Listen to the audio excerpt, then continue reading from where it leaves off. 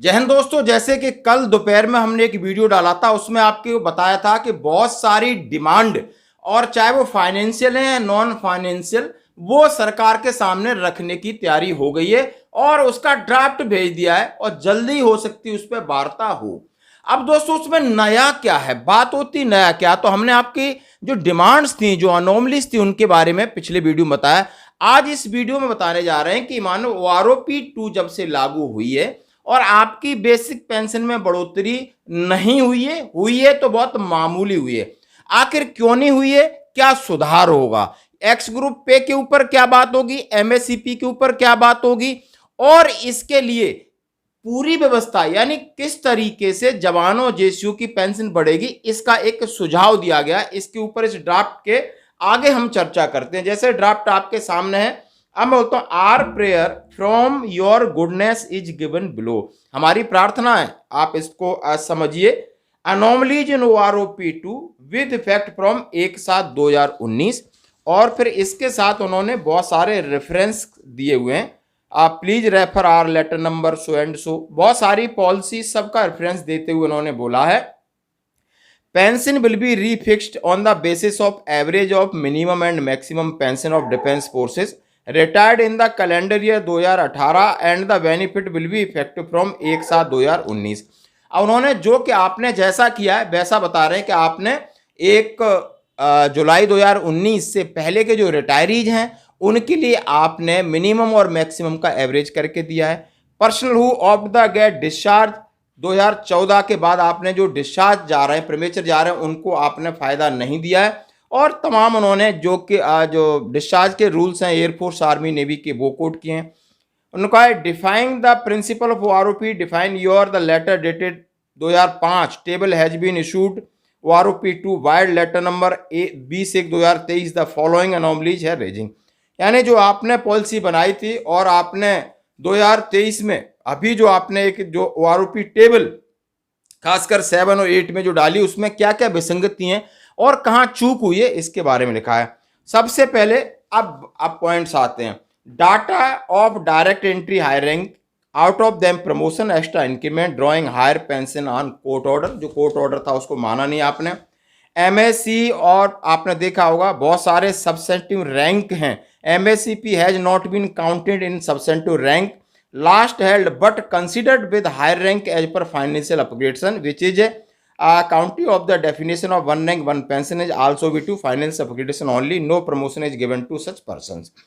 फिर आपने लेस नाइक है और सिपाही है वो नाइक है ऑनरी, उसके बराबर डाल रहा है। आप 7 नंबर को जरा ध्यान से देखिए, कहीं भी ऐसा नहीं लग रहा है कि इसको किसी भी एक फॉर्मूले के तहत सेट किया है। बहुत सारी अनोमलीज आपको बीच सारी दिखाई दे रही हैं, इनके बारे में उन्होंने डाला है। और उन्होंने बोला है इसी वजह से इनकी बेसिक पेंशन की बढ़ोतरी नहीं हुई है। उन्होंने बहुत सारे उदाहरण इसमें दिए हुए हैं और सबसे जबरदस्त जो उदाहरण आपके सामने दिया है वो मैं पेश करूंगा।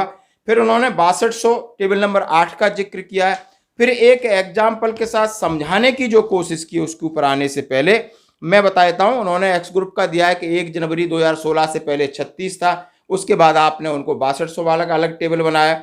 उन्होंने बहुत सारे नियमों का हवाला दिया। फिर आपने प्रीमेचर वालों को आपने शामिल नहीं किया और उनको आपने जबकि 6/6/2017 में क्लियर ऑर्डर दिया था, लेकिन उससे पहले भी आप दे सकते थे। 1 जुलाई 2014 और 17 के बीच वालों को आपने वो नहीं दिया। फिर आ जाते बाद डिफेंस कमीशन अफसर रैंक हैज ऑलमोस्ट ड्राइंग पे 50% ऑफ मैक्सिमम पे मैट्रिक्स पर OROP table. However, JSU are getting nearly 21.77 to 28.61 below the table shall help your understand better। इससे ज़्यादा समझने के लिए आपके पास कोई तरीका नहीं कि टेबल दे दिए कि सर आप समझिए, मेरे रैंक समझिए, सिपाही से लगाकर चीफ तक, नायक हवलदार, फिर उनका पे मैट्रिक्स लेवल, फिर उनका पे स्केल, फिर आपने पेंशन 2019 में बनाई, फिर आपने परसेंटेज पेंशन और मैक्सिमम स्केल को जब वर्कआउट किया गया है तो पूरा दूध का दूध और पानी का पानी हो गया है। Above table speak very loudly and with 100% clarity that lowest 3 rank सिपाही टू हवलदार who are forcefully discharge a very young age in order to keep the force young and fighting fit and drawing pension ranging between 24.11% to 28.6। आप सेना कि जेएसयू जवानों को जल्दी भेजते हैं क्योंकि आपने फौज को यंग रखना है, उनमें उनका क्या कसूर है। फिर आपने पेंशन उनकी जो दिया है 24.11 से। इसी तरह नायब सूबेदार और सूबेदार मेजर जेएसयू कैटेगरी की 21.77 से 23.20, मैंने इसकी और भी बुरा हाल है।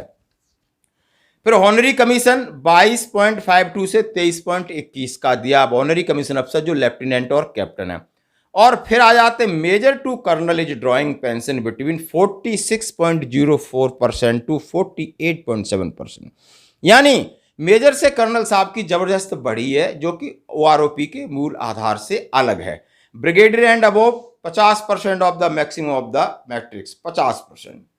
अब क्या बात है, the above mention data state very clearly that the current formula of average of minimum and maximum under OROP has helped only and only defence commission अफसर where it was basically meant for JSUR जवान।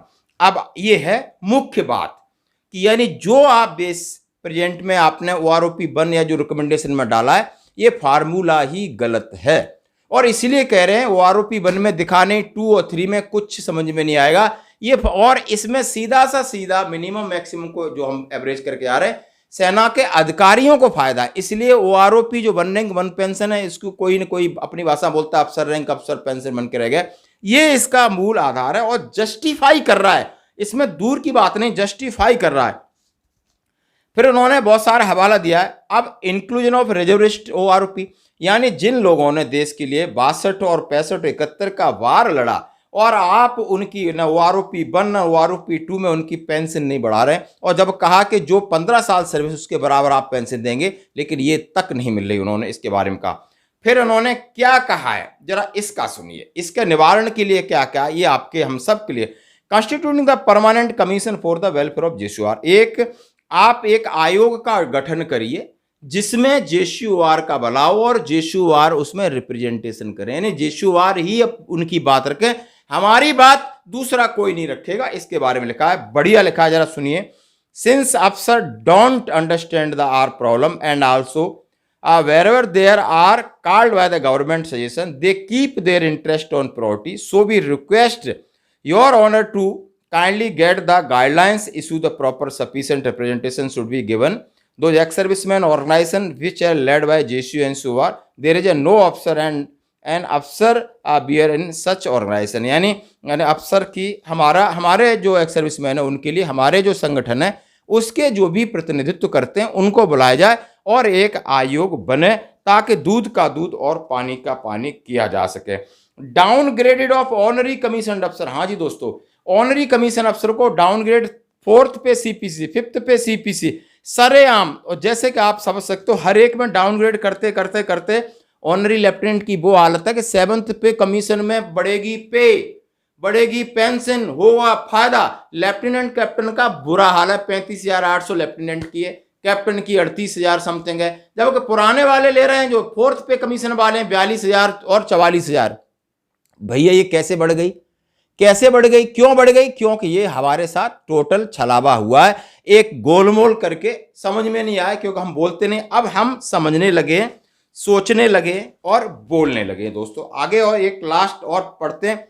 पे of JCO to made equal to civilian class gazetted अफसर, एक JCO 2nd class gazetted अफसर है, उसको जो civil में क्लास 2 गजिस्ट्रेट अफसर की है जो पे है उसके हिसाब से देना चाहिए। उसमें लिखा है clear through the JCO of the armed forces are aware with class 2 gazetted अफसर they unlawfully denied the pay and allowances their civilian counterparts enjoy the request their pay and allowances should be made by equal to their civilian counterpart of immediate effect।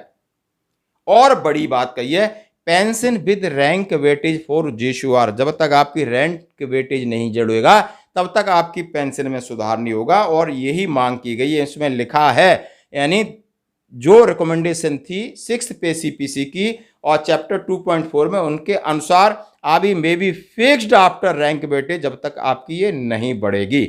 और दूसरी बड़ी बात, enhance rate of family pension, जैसा कि इसमें बहुत अच्छे से लिखा है, जबरदस्त लिखा है, since civilian retired age 60 years thus enhance the family pension is being given for 7 years from the date of death। ये तो कोई सिविलियन 60 साल तक वो जॉब कर रहा है, वो मर जाता है 62 साल के बाद, तो उसको आगे 7 साल तक यानी 67 68 तक वो आराम से फैमिली पेंशन लेता है। लेकिन जवान को कि जब जवान एक्सपायर हो जाता है उसके 7 साल बाद खत्म कर दिया जाता है। जवान आया 35 साल में, यदि कुछ इंसिडेंट हो गया 36 में, तो 43 में उसको 7 साल का बेनिफिट में।